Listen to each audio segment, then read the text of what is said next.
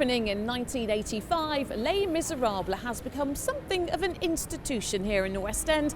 Not only is it the world's longest running musical, it's been seen by more than 60 million people in 42 countries and in 21 different languages. If somebody had told you that way back when, would you have believed it? I'd have laughed.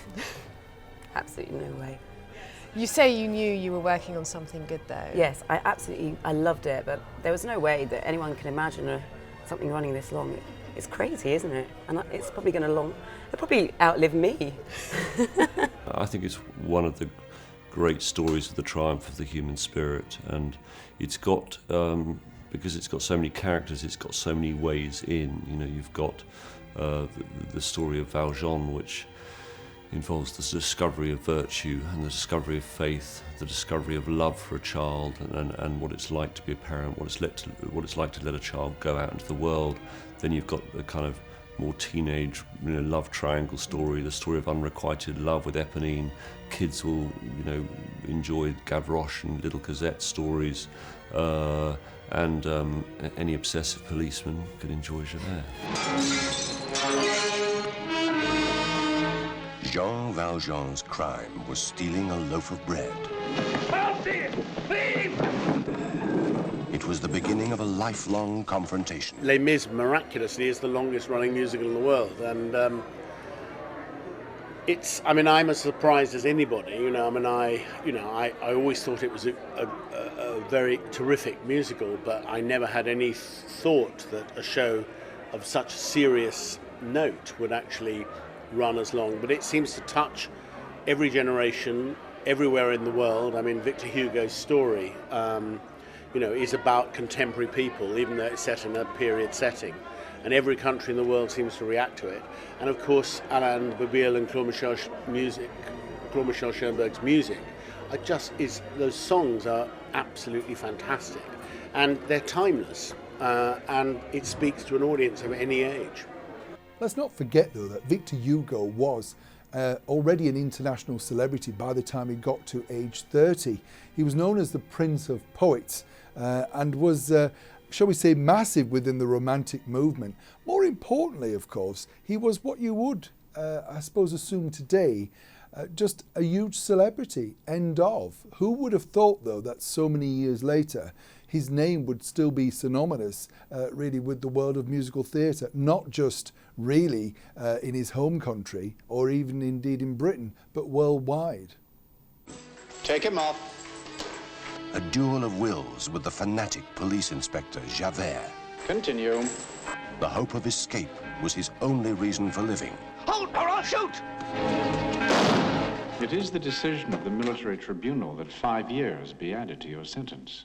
You must have been asked many times, but can you in any way put your finger on what it is that has made it the longest running show ever? Well, I personally think it's the story. Victor Hugo's masterpiece, Les Miserables. You mustn't cry. You must be very brave. With all the power and spectacle of those turbulent years leading to the French Revolution. It is a story of incredible courage and relentless pursuit. Join up! An exciting panorama that captures the spirit of a rebellious generation. It's the most interesting universal story, and it touches everybody. And I remember watching some of the scenes that I wasn't in way back before it went on, during rehearsals, and I was sobbing my heart out. And then I thought, oh my God, it's my scene coming up next, and I had to pull myself together. I mean, this show, it makes men cry, put it that way. It's a beautiful story. I mean, whether you're into musicals or not, it's one of the great stories ever told.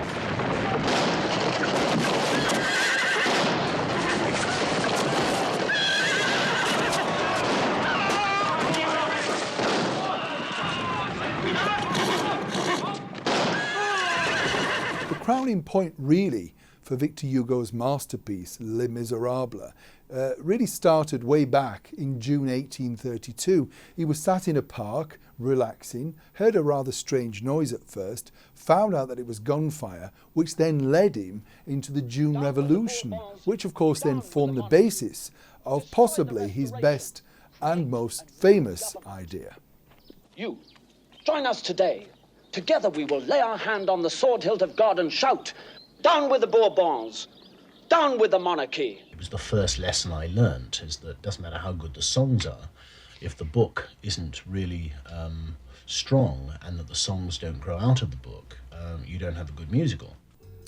Victor's first full-length novel was one that we know by a better title now, but when it first came out it was known as Notre Dame de Paris, which then in turn became, of course, more famous as The Hunchback of Notre Dame, being remade so many times, most famously, of course, by Hollywood in the late 30s with Charles Lawton. But that really did open many doors for Victor, and he became even more celebrated if that were possible. Now, just to put this in sort of a bracket, if you like, Paris and France in particular were already in the grip of something rather dramatic themselves. There'd been a massive outbreak of cholera with over 19,000 Parisians dying. Now, some people thought that this was really set up by the government as one of those mad theories, you know, because they were trying to poison off, for want of a better word, some of the lesser desirable residents of Parisian society, the underdogs. And this, of course, then fascinated Hugo himself, giving him even more spark to an already dramatic story. Now, not many people will know that Victor Hugo wrote Les Miserables in his long years of exile in the Channel Islands. And to get inspiration for this, he would write naked at his desk every day, shocking some people who would actually turn up to take tea with him and things like that. I think what's interesting to note as well, he didn't really rush this particular masterpiece. He went through many, many different rewrites, and for a while it sat around by himself. You know, he changed plot, decided to pick it up, go back to it again. He was known as a perfectionist, and I think, of course, like anybody who had enjoyed huge success, it would be like today releasing a Bond movie. You know, everybody's going to criticise, everybody's going to say whether they like it or not, and he was under immense pressure to make sure what he came up with next was, of course, an international smash. And, of course, when it first came out, that wasn't necessarily the case. Victor Hugo's Les Miserables really was the most anticipated publication in years, and New York society was agag waiting to know how it would be done. And to give you just an insight really as to how, even back then they were very clever, they decided to mount this massive PR campaign, and so they would drop in little teasers, rather like what they do, say, with a Harry Potter movie in today's decade. So they just drop a little bit in, and then they came up with the first sort of take, the second take, and by the time, of course, that the final volume was released, it was a momentum. Everybody wanted a copy. Everybody needed to be seen with a copy of their book. It was the coffee table equivalent of gold dust, if you like. And once again, of course, he was looking at a mega smash hit. Cameron Macintosh was sent a demo tape based on Victor Hugo's novel Les Miserables. The two French composers, Claude-Michel Schoenberg and Alain Boublil, worked closely with him, developing the score. We never go ahead with anything unless all three of us absolutely agree on every step of the way. I think that whole But I cannot do without the first part. Oh, because you can do It's like a safety brake, that if two like something and the others doesn't, it means that actually we haven't got the right solution, and we then carry on until we find a third solution. When Victor Hugo passed away in May 1885, he was considered a national hero. Over 2 million people mourned at his funeral. But this is the interesting thing. The theme, of course, throughout Les Miserables is all about social injustice. And he'd requested that he wanted a pauper's funeral. Sadly, though, for him, that wish was not carried out. And he became, if possible, an even bigger cultural, literally, and of course, celebrity icon. When I first heard it was called Les Miserables, I thought, I don't know if that name's going to work. And so we called it the Glums. And now, you know, Les Miserables is the name that everybody knows worldwide. And even if you don't speak French, you know the name. Since the publication of Les Miserables, there's been no less than 48 operatic versions. But the version really that we know and love today actually started out way back in 1980 as just a simple concept album. Can you not actually get that with a slightly different rhythm? Because that's got the menace that you're talking about. I think a producer shouldn't write for writers. I don't think directors should do that. The writers and lyricists of the wonderful concept album were allegedly inspired by another British phenomenon, that of Lionel Bart's Oliver, the record-breaking musical. Apparently they were sat down watching it in a theatre and particularly taking interest in the Artful Dodger. And as they were watching Oliver unfold on stage, they decided how they could almost see Les Miserables taking shape in their own musical opera themselves, simply by just watching Oliver. Now, who would have thought that a simple project like Lionel Bart's Oliver, which also had its own problems, just like Les Miserables, would explode from just an afternoon matinee? We are there to complement the writer's imagination and to bring that writing to its best fruition. What I'm very good at is saying, this bit's dull, this song does not sort of come to a proper climax. And I'm just fascinated about how the writing develops, and how that you take a basically good story and you make sure that the graph of emotion throughout the evening is hit exactly right. 3 months after the concept album had topped the charts in France, someone decided to take the rather risky venture of taking it to the stage. Once again, the critics were less than nice about this particular new musical, but word of mouth took off once again, making the 3-month run a sellout. Of course, by this point, other people were taking notice, not just in France, but around the world. That's the thing that I always aim for my productions, that once the audience settles down, the first thing you've got to do is in the first 5 minutes is to tell them the language of the evening that you're going to use. Way back in 1980, the first original concept album of Les Mis was released. It topped the charts without really much promotion, and 3 months later they decided to stage the very first musical version based on the concept album. This just broke box office records, with over 1 million plus people wanting to see the production. Then, of course, this was brought to the attention of who we know now to be the super producer, none other than our very own Cameron Macintosh. But it would take him quite some time before he could turn it into the British phenomenon that we know and love and take it around the world. But when he first heard the concept album, he thought there could be something in it.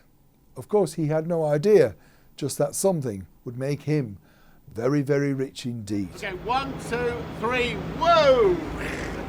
I knew from the beginning I wanted to do the singing live, and I was so passionate about it, I wasn't willing to make the film unless I could do the singing live. And this is because I always find singing to playback, to lip sync, to pre-record, however well it's done, has an artifice. At its worst, it makes you embarrassed. At the best, you have to just forgive it. And in a light or a comedic film, it's easier to forgive. But I wanted there to be no barrier between the audience and the experience of these emotions.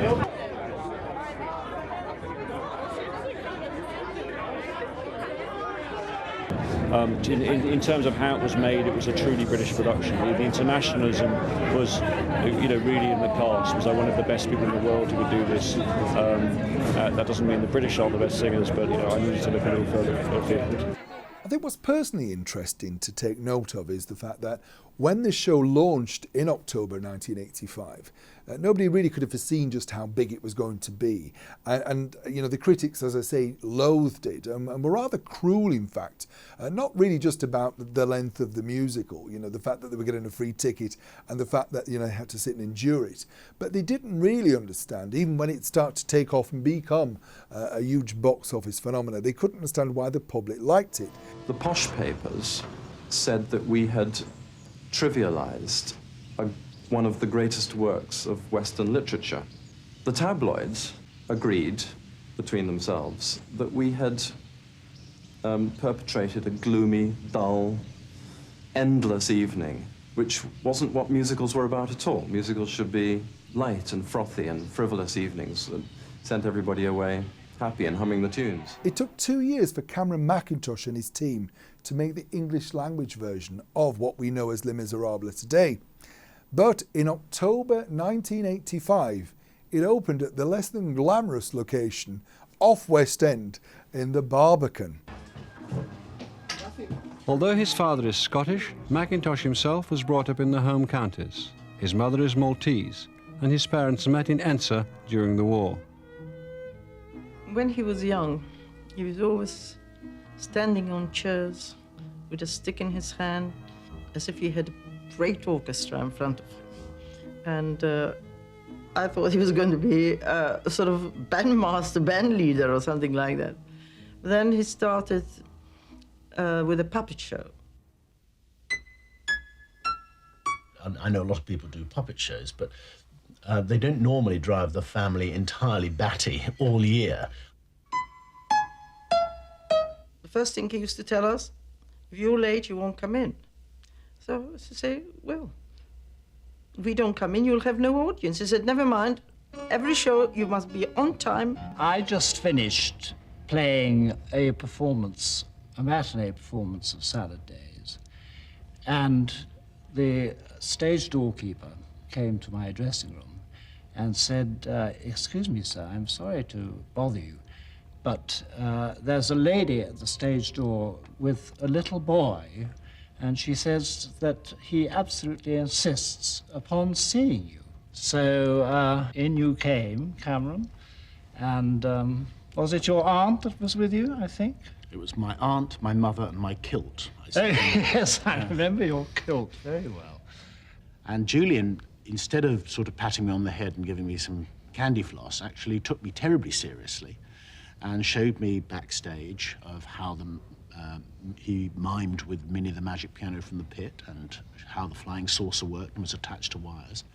And I just remember sitting on this stage, or standing on this stage, looking around and thinking, yes, I'd like to do this when I grow up. My nickname at school was Darryl F. Macintosh, after Darryl Zanuck, who was having lots of successful films then. And again, I used to start the first day of the autumn term preparing for the Christmas review. If people booked in advance, they could get the tickets for £1, and if they got them nearer the date, they had to pay 2 shillings. I was like a hoover. I sucked up any information about the theatre. I got magazines from America, from every newspaper and article I could about anything about the theatre. So I was a sort of walking encyclopedia at school and drove everybody mad who were much more interested in the football results. When he left school, Cameron Macintosh decided to try the stage management course at the Central School of Speech and Drama. But he left after only a year to get proper backstage experience at the Theatre Royal Drury Lane. In the mornings, he also cleaned the theatre to earn extra money. I took great pride cleaning that theatre. The dress circle bar was my domain, and I used to very carefully polish all the brass and wash the glass. So it must be rather nice for you to be back at Drury Lane with Miss Saigon. It's like coming home. I've always had, that's the one dream I've had, was to have a show on at Drury Lane. He did a variety of jobs backstage, including a spell up in the Flies, hauling scenery up and down. And as I undid the ropes, they caught round my hand, and I was flown. The weight of this huge piece of scenery took me right up to the grid, and it stopped literally 6 inches from the grid. I would have, only because it was a very tall piece of scenery that had landed on the stage, and they had to cut me down. You know, people think it's pretty easy to be an impresario. Believe me, it ain't. It ain't easy at all. Choreographers and directors always argue. The book writer tends to argue with the composer and lyricist. And it's very important to have a strong producer at the top, because in a sense, he is the one who has to balance all the elements and control all the elements. I knew the moment I started to talk to Cameron in detail that there was a man after my own heart. He had just the same enthusiasm, just the same care, that it must be glamorous and beautifully done, that you don't save pennies on the costumes or save pennies on the scenery or something. You do it properly. You don't try and scrape into a smaller orchestra. I'm not a great musician, though I can tell when the music's right or wrong. I can overlap into his area by sort of prodding him here and there and thinking, don't we need something like that, or is that mood right, or whatever, in his scoring. Cameron is really much more of an old-fashioned producer in the sense that he does have strong creative views. Sometimes the team who he works with don't share them, but he has a very strong view on practically everything. In fact, one of his qualities is that, I mean, you could be 2 minutes into a song and he'll come up and say, I don't like that, it doesn't work, doesn't understand. You take a Cameron, just wait a minute, let's get through to the end and we'll work it out. Well, I can't help myself. I mean, I'm one of these people that just says what I feel, even if it isn't right. I just have to get it out of my system. But I've got a sort of, I sort of like a sort of terrible truffle hound, sort of smelling spots in the show which I don't think are right. And I just keep on and on and on until they just to shut me up. They'll go away and at least think about it. He had one complete set of orchestrations made, and then he decided that he didn't like them. It wasn't right for the show. He got rid of that orchestrator and hired another orchestrator who then did 2 more dummy runs of orchestrations.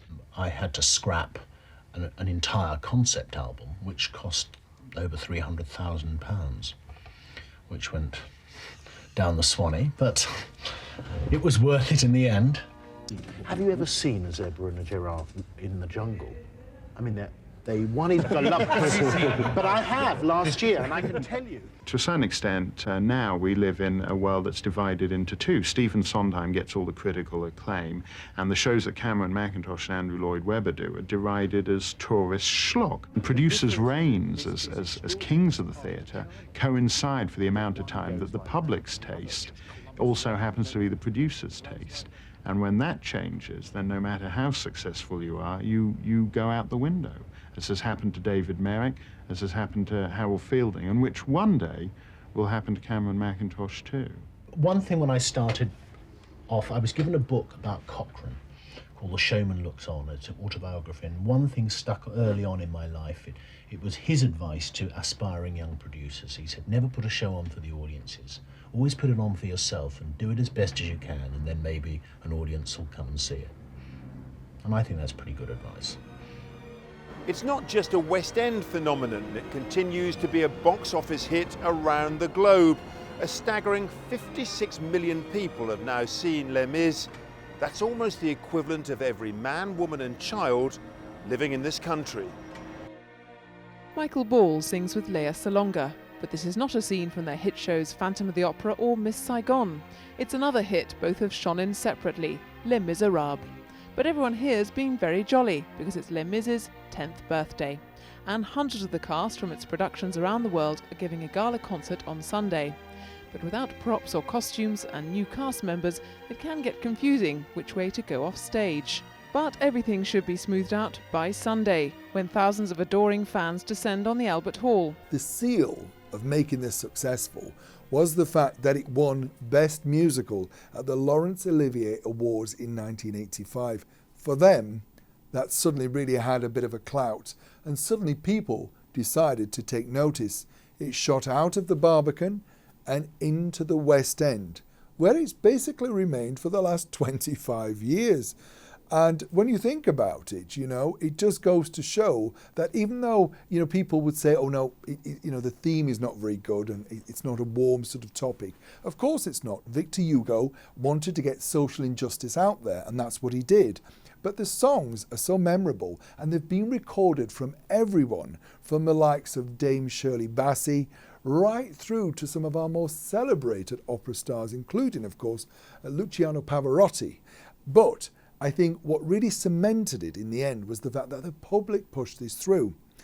And as someone who attends many sort of opening nights and theatres, Les Mis fans are nothing like I've ever met before. They're very loyal. Some people, in fact, actually book the same seats every matinee and turn up week after week after week. They know the show backwards. They know everything about, when the lights should come on, the scene changes.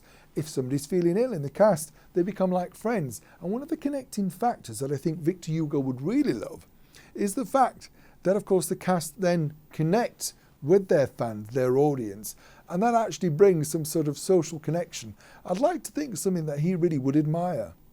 Well, it started at the Royal Shakespeare Company, And the first performance was 5 hours long, and so they had to condense this amazing story into 3 hours.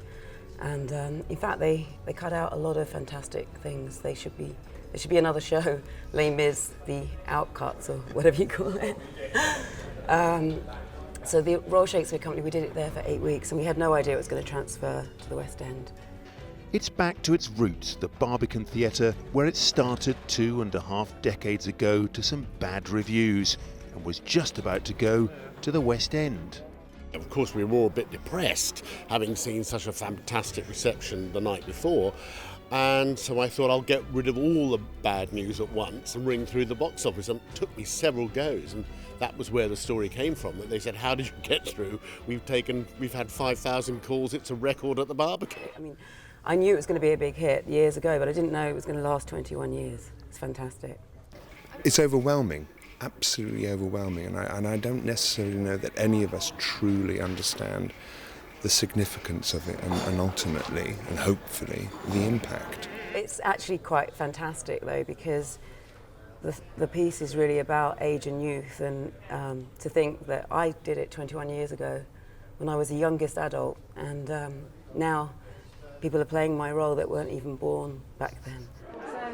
But it was really interesting because of Nick to see so many young people who probably have never seen a musical ever, you know, coming in tonight and being completely enthralled. I mean, you could hear a pin drop through the story, you know, and they just reacted to the show and the fact that he was incredibly good at it, as was Camilla, you know, on their baptism fire tonight. But I was really very happy. It is nice being back on stage. I was Gavroche when I was in it last back in 2003, and about 7 years later I've come back to play Marius. And it's been a dream of mine for a long time, and to see it coming true is an amazing thing. Nick's done a couple of shows on Broadway. I think he was in Beauty and the Beast, but the first time I met Nick was when he was the last Gavroche, which is the little kid in Les Miserables, on Broadway when I closed the show the first time after 18 years. And he did the last 9 months of the run.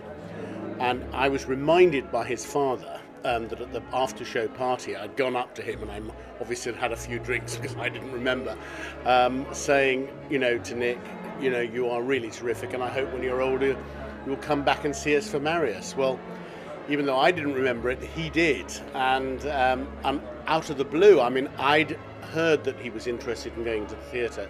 So through another way, I actually approached him. And then I spoke to his father, and he said, no, this is something they would really like to try and make happen. And it's a great credit to the family that they have moved heaven and earth to allow him to come and be here. And he's having a great time. You know, I actually wasn't as nervous as I thought I would be. I don't think I was nervous at all. I think that I was really comfortable and just happy to be on that stage and really trying to become the character. Well, what's interesting is that he's actually got a very mature voice for somebody who's still 17. You know, he's not quite 18 yet, and yet the voice sounds much older than you'd expect. And he's also got, I mean, a tremendous focus all the way through rehearsals. And when I first met him, I mean, he really, really knows what to go after. And he just does it with no problem, great ease, and the whole cast adore him. The crowd was great tonight. So incredible to be back on the Les Mis stage. Obviously a bit of a different role this time, but still that same energy and that same excitement. Tickets for the concert sold out in 2.5 hours. They'll have 17 different versions of the main character Valjean to choose from, and the comic relief of Alan Armstrong and Jenny Galloway. How many thousands of people? About 5. About 5,000 people. And Are you nervous? no, no, not at all. I think once you see all the people and know that everybody's rooting for you and know that there's not a hostile soul in the stalls or or anywhere, it's just going to be fun. You know, here and there I'm picking up the accent. I sing with one now in the show, which is kind of funny, but it's very, very interesting to be here and to pick up the lingo along the way and make some new friends as well, which has been great, and I'm really enjoying my stay. They can come and see the show here in the morning at 10 o'clock. They can go to the matinee at the Queen's, and then the following day turn up with the other thousands and tens of thousands of people at the O2 for that extraordinary concert, which now has a cast of over 500.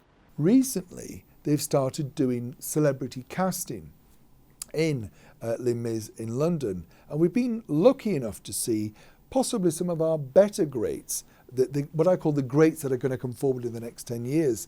The Lancashire tenor Alfie Boe has undertaken not just one but 3 stints in Les Mis and claims it's his very favourite role. I've done the Les Miserables. I'm going to go back into Les Miserables this year in June to do a 6-month run. Wow. But I'm wanting to really break the genres a little bit, you know. People call it crossover, people call it all sorts of things, but I want to just break the genre and cross over to a new audience, not the repertoire so much, or sing different repertoire, but make sure it's legitimate for my voice, you know. Yeah. That I'm legitimate enough to sing it, you know, and still sing it in the same quality and the same standard that I would an operatic aria in a way. The comedian Matt Lucas is possibly better known for shows like Little Britain and Come Fly With Me. And he virtually begged the producers, Cameron Macintosh's company, for a part in the musical, which of course did nothing to dent the box office. It shot it through the roof. And it was like a new injection, if you like, of vitality. And once again, of course, making it one of the biggest take musicals of all time. Cameron himself said that, well, he's had many, many hits. He never thought that he would be known as the man who brought Les Mis to the British and Broadway public. But how lucky we are that he took that chance. I mean, I was very lucky because they took me to Broadway as well, and every sort of musical performer wants to go to Broadway. So my dream came true when I was 21, which is amazing. And also my daughter, Eliza, also played Cosette at some point, and I went back into the show and I played the same role, Eponine, with her. So it's emotional for me. It's like it's my whole life. I mean, I think I have to be honest, you know, it's the best role I've ever played, and it did, you know, it gave me an incredible, well, people still know me today from it, and the album is still selling that I made 21 years ago. So, you know, for me, it's in the heart. It's really personal for me. Now, amongst many of the awards that Les Miserables has picked up, this, to me, would be the biggest compliment. In 2004, Her Majesty the Queen asked the cast and everyone connected to the show to stage a very special version at Windsor Castle for then President Jacques Chirac. Now, can you imagine how nerve-wracking that must be, first of all? But apparently the Queen thought this was a great idea. It was an official visit. Lots of people were going to be invited. And apparently, sadly, there's no recording of this particular night. I think that this really should have been recorded and taped because, you know, just to see our Queen enjoying this musical. And she's already been, we can tell you, unofficially many times to see this. It's one of her personal favourites. You don't expect to win a Tony Award when you're that age. You've seen it on the TV, and suddenly you're told you're going to be up for one, and then you win it. It's just bizarre. I mean, I just thought, this is ridiculous. I'm here with all these stars that I've heard about, and you know, it's just amazing. And I used to sort of go, oh no, awards don't mean anything, but now I look at it and I'm quite proud. Every year it picks up more and more awards. There was a special 10th anniversary show at the Royal Albert Hall. In a recent BBC radio poll, it was picked out as the best musical of all time. And it's hard to imagine that, you know, when he wrote it, whether he would have thought that his celebrity would have carried on. I think Victor Hugo would have thought he would have been known in his time, but his name is now plastered across the world. It's been seen in over 30 countries. It ran for over 10 years on Broadway. You know, when you think about it in those terms, you know, it is something of a phenomenon. And I'm just about to start on the film where we're now working on, somebody is working on the screenplay, and I'm doing it with Working Title, which is, you know, the great British company that's one of our best film company, and I'm really looking forward to finally getting Les Miserables out on the big screen. Les Miserables, of course, is now a new smash hit mega movie, looking at all sorts of gold dust from BAFTAs to Globes to Oscars. But it's not the first time. There are already 10 silent versions made of this particular story. There's been a radio version, there's been a television version with Anthony Perkins, no less, which was kind of warmly received.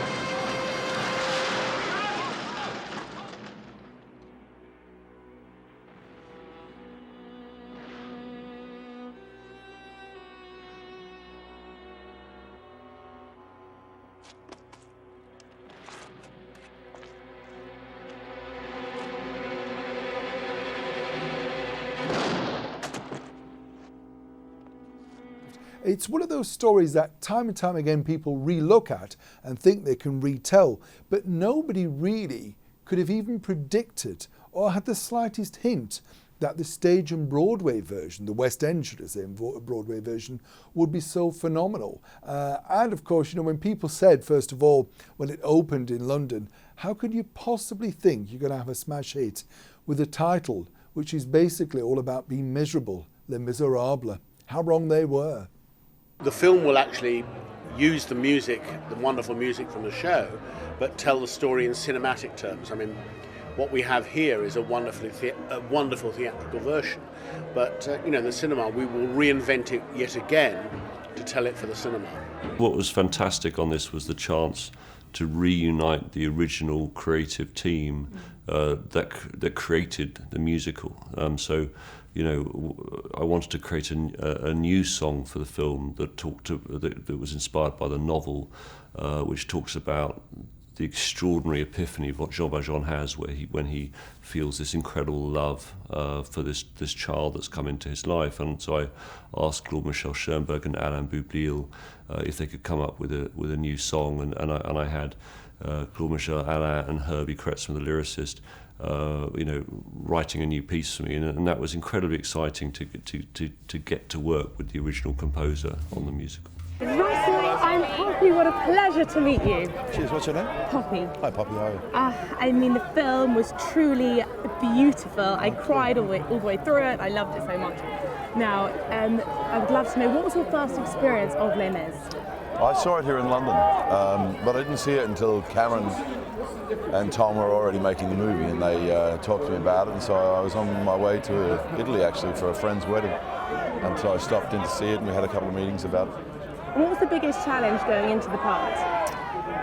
Well, I think the challenges actually unfolded as we went along, you know. It wasn't quite clear how challenging it was going to be at the beginning, because it's very easy to say, oh, and by the way, you're going to sing every take. But then the actual reality of doing that and the discipline that has to come into your life to keep yourself available every day and your voice available, you know. And Tom, as a director, is greedy, you know. He'll shoot and he'll shoot and he'll shoot, and you know. And every take we did was the full length of the song as well. So, yeah, I mean, you know, ultimately though, this was an incredibly enjoyable experience. I grew up with my mom performing in the show, in the first national tour. She understudied Fantine. So actually one of my first memories of seeing the show is seeing my mother play the part that I play in the film. I saw it when I was beginning to think about making the film, and then I saw it 4 or 5 times. And what was extraordinary is after the second time, the melodies were just in my head, and that was it. I mean, for the last year and a half, they've just been going round and round and round. I mean, they were extraordinarily addictive. Isabel Allen! A year ago, she was performing on stage at school. She's just so gorgeous. It was her first movie. She has no idea how brilliant she is. She's just so natural. It may be a lot for a 10-year-old to take in, but Isabel looks set to walk many more red carpets in the future. We did everything in one take. Yeah. Tom left a few of the songs, especially the solos, kind of in one long continuous take, or did very, very few cuts in it. But what he did was he filmed most of everything from a multi-camera approach. which meant that you could do a whole take knowing that the entire performance was captured, because it would have been very hard, I think, especially with the singing being live, to go from one take to another. Like, an hour can change your voice, you know? It's the time of day, the barometer, there's so many factors. So Tom needed to be able to capture all of the performances live in order to edit in a way that wouldn't become distracting. I didn't want to make the film if I didn't have my Jean Valjean, and Hugh came in and made me realise that I could make this film. I mean, because my shortlist was one person. I mean, who else can sing at that level, act in such an extraordinary way, is a bona fide film star in the old sense, could carry a film, has the requisite strength to play a famously strong man, but also has the grace and kind of spiritual gentleness that the character needs. It's Hugh Jackman. Tom Hooper, first day rehearsal, said, I need you, actually before then, he said, I need you unrecognisable. He said, if people recognise you, I want them to think you're sick in real life, so I do my best. He went on a really hardcore journey to try to physically capture what it'd be like to be a convict of 20 years standing. He lost 30 pounds of weight. You know, we shaved his head. I mean, we talk a lot about cutting Annie's hair, but Hugh Jackman's head was shaved very brutally, and then in the opening scene, I mean, this is where he's kind of quite eccentric. He went on a 36-hour water fast, which means no water for 36 hours, and then was willing to stand up to his chest in seawater, putting a massive ship in on a rope, so that his skin kind of went back against his cheeks, and you know.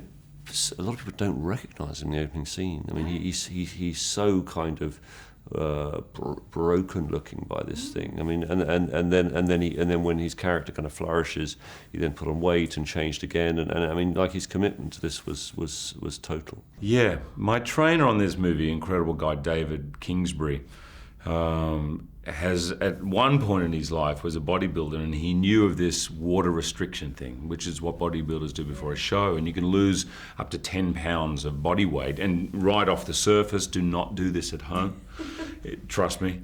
And so it really sinks in your chest. I was already quite skinny, but it makes it quite drastic. Your eyes get sunken. I look like hell, basically, and trust me, the headache after about 20 hours is something I don't want to repeat. I was in Stratford doing Coriolanus, and I received a phone call from my agent telling me that I would be playing the eponymous hero Thénardier singing Master of the House.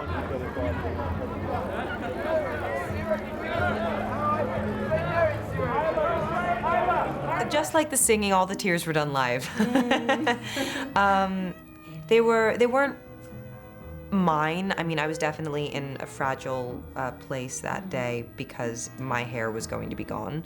But no, I really did try to kind of stay with Fantine. And Victor Hugo has this wonderful passage in the book where he talks about Fantine really didn't want to cut her hair, and how she receives a letter from the Thénardier saying that Cosette doesn't have a skirt for winter, she's going to be cold. And she sat there crumbling the letter in her hand for an entire day, and then just like around sunset goes down to the wig maker and says, take it, how much for it? He said 10 francs, and she says, cut it off then. And she sat there and trying to be stoic, thinking, I'm clothing my child with my hair. And I just kind of tried to bring some of that grace into it and not just have it all be about me. For me, you know, any physical transformation that you undergo is obviously going to be difficult, but I couldn't take it too seriously because it was my idea to lose my hair, and it was my idea to go to the extreme physical place that I did for this, and I did it for my job. And a lot of people don't have a choice about it. A lot of people get sick and they lose weight. They get sick and they have to lose their hair. Tom Hooper, who's not a musical theatre director before, he went to see the show and really fell in love with it, and he said, how do I recreate that feeling that you get in the theatre? And so he wanted to sing live, and what he does actually is enhance the theatrical experience. For example, Anne Hathaway, her song, I Dreamed a Dream, which of course everybody feels they know, is a single shot without cutting for 3 minutes of her in close-up. It's one of the great performances ever given, and I think, and you never cut away from it. So it's like being in the theatre, but the best seat you couldn't even get that seat in the theatre. It's like sitting in her lap and listening to it, you know? There wasn't anything about this job that wasn't daunting. I mean, we were all just kind of this mixture of anxiety and gratitude and excitement and nerves and, but, you know, and then of course you show up on set and you're just like, because we'd all been kind of working in our own lives on the music, and you show up and you hear Hugh Jackman, and of course we kind of all knew that Hugh could sing, but not like this. And then Eddie Redmayne with the most gorgeous voice just coming out of nowhere. So, I mean, so it was exciting to work with everybody, hear what they were doing, but I think, you know, hearing how talented everyone else was kind of pushed us all on to, me on at least. So many auditions, 6 in total, 3 on tape, 3 in person, 2 flights to London.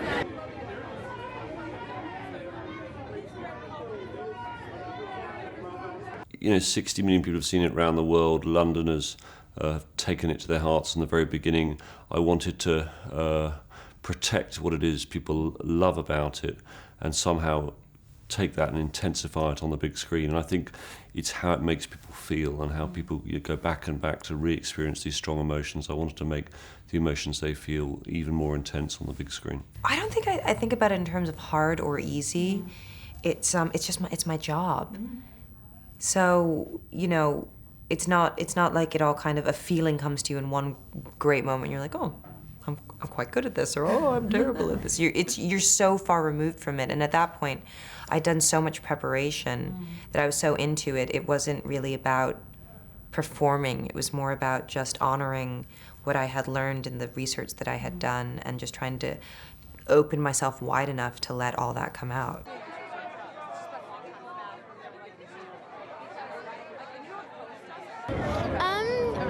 Really amazing to be up there. It's so cool. Well, Jean Valjean, for actors, it's a bit like a Hamlet or something. It is the kind of role you dream of playing and also secretly terrified of playing, because it requires everything of you. And with Jean Valjean, emotionally, physically and vocally, every day it requires it, usually all at the same time.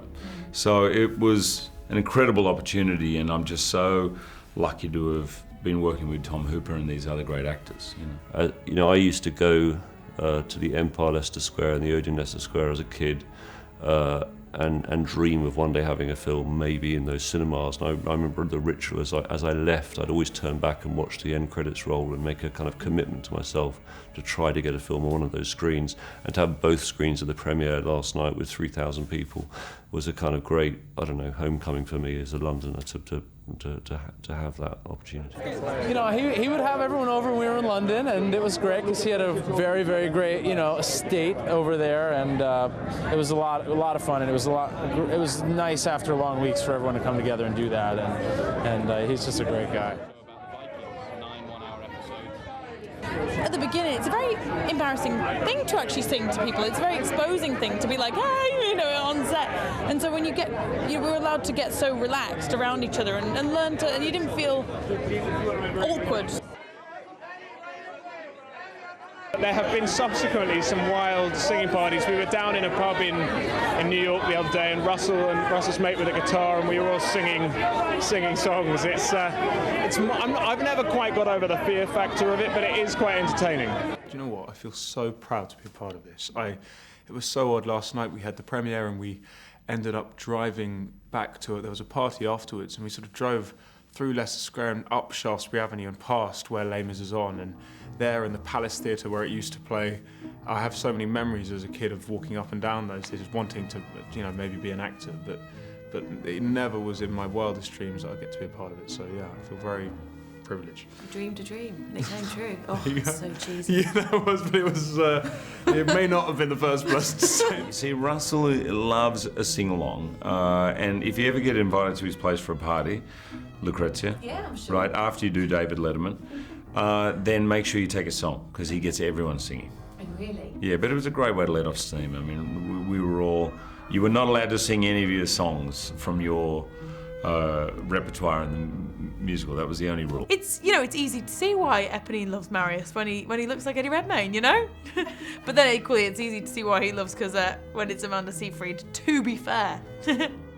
Yeah, no, there was a lot, but the thing about this film is because it's embarrassed to admit it, but we were all such sort of aggressive Les Mis fans that it's the first film I've seen when people would come into set on their days off to kind of see how everyone was doing. Because no one wanted to miss out. So yeah, we were all very supportive. Well, I think it's, you know, I've always admired Hugh Jackman. I've always respected his career and his work. I think he's just got fantastic range in what he does. I just think the world of him professionally. And so then, you know, I was thinking, well, no, you know, when you meet someone who's almost like an idol and you think, well, they're never going to match that expectation. Well, here's the thing with Hugh Jackman. He didn't match it. He raised it. I just didn't think somebody could be so cool with all the success he's had to be the most level-headed person. He is so calm on set. He's like, hi, and he's lovely, and then it's like, action, poof, and this like character bursts out of his soul, and it's like, wow. And for me, that's inspiring at the beginning of my career to meet somebody like that who's got that perfect balance. I look at, you know, he's inspiring to me, definitely. I spent the most time with Eddie, I think, yes. And who did you bond with the most, would you say? I guess Eddie. I guess I bonded. No, I don't know. Yeah, I guess Eddie. For the most part, I bonded with Eddie and Samantha. But we all kind of had, I mean, we all had scenes together. And throughout rehearsal, we were able to kind of get to know each other and bond through like the terror of singing live, and also the fact that we were all major Les Mis fans, and the fact that we all worked like our asses off to get the roles. So, but I guess I spent the most time with Eddie and Samantha, and it was a nice little group. I think it was just the difference in how you convey this emotion. I think in a theatre you're projecting to 2,000 seats and everything's heightened because there's no point in having a little private moment on stage. You need people to connect with that story and to sort of feel what your character's feeling. And on screen the camera's so close to you that you feel, you know, it's so intimate that you can be more truthful, and that realism is amazing. But then you can't beat that live buzz of theatre. So what I feel is exciting about this project, certainly from an acting point of view, is combining those two together. So it's kind of that utter realism of film, but with that kind of live buzz you get in theatre. It's combining the two to create something that feels unique. I had to sing. Just had to sing. I was completely out of my comfort zone and, you know, very, very insecure about my voice. I definitely wish I'd had more time to prepare this soprano technique, but, you know, I did my best, and I feel like, you know, this is the kind of, it's just a unique experience, and I'm not, the opportunity's not gonna come around very often, so I definitely think this is, you know, the coolest thing I've ever done. Well, I didn't get a call. That was the first step. Basically, I was performing as Nancy and Oliver on stage, and Cameron Macintosh, the producer, walked on and announced to a live audience, that I was going to be playing Eponine Les Mis. That was my face, right there. That was my reaction. And it's on YouTube. I've watched it since because I can't remember it. I just remember hearing Eponine, and I remember my heart nearly falling out of my chest and going, because I've never wanted anything more. I'd never wanted this. It's been a part of my life for 4 years. It's a character that I feel so passionate about, and oh gosh, and to get that news in that way, that was my reaction right there. You did a really good impression of me. It was like my inner, you know, teenager who grew up with Ali G and, you know, all those things. I was properly starstruck by Sacha, and he arrived on set at a point that he and Helena Bonham Carter arrived at a point in which we've been going through this rigorous, quite sort of intense process forever. And they arrived, and this sort of lightness arrived, and it made me very happy. It was just, that was a bit of a sort of lifetime aspiration, was to, I never thought I'd get the opportunity to work with him, but it was pretty wonderful to do. I think I was excited about, although it was a world I knew nothing about, at least I knew this girl, I knew this piece, I felt so passionately about it. So that was the one comforting thing I think about entering it. I wanted to work with these actors that I'd, you know, admired for years, people like Hugh Jackman, you know, and Eddie Redmayne I knew had been cast as Marius, and when I was auditioning for Eponine, there was posters everywhere with my week with Marilyn, and I was like, remember just being like, positive thinking he could be my Marius. And working with people like that was such a highlight. I was lucky enough to attend many of these gala nights of Les Mis, and they've always been magical. You know, any musical that celebrates a particular milestone is always sort of like one of those moments where you think, it's been going so long, can they really inject something into that? And it does have that magical touch. I think what's also interesting is the fact that as somebody who's seen it, as I say, quite a few times now, you go along and each time there's always something that you don't quite remember from the first time or the second time. And you do come away, it's what they call, one of those musicals, it's what they call a memorable musical. Not just because of the story, but particularly with the songs. You do go out and days later you've got this fantastic melody in your head and you're thinking to yourself, what is that? What is that? Because with a lot of songs from musicals, you don't always know the title, but you only have to hear the sort of the words of On My Own, and it strikes a chord through any generation. And I do kind of think that that's why it's been covered by so many people. So many people resonate with the lyrics and the beautiful melody of many of the songs from the score of Les Mis, and I think it will go on for many, many years in people's minds.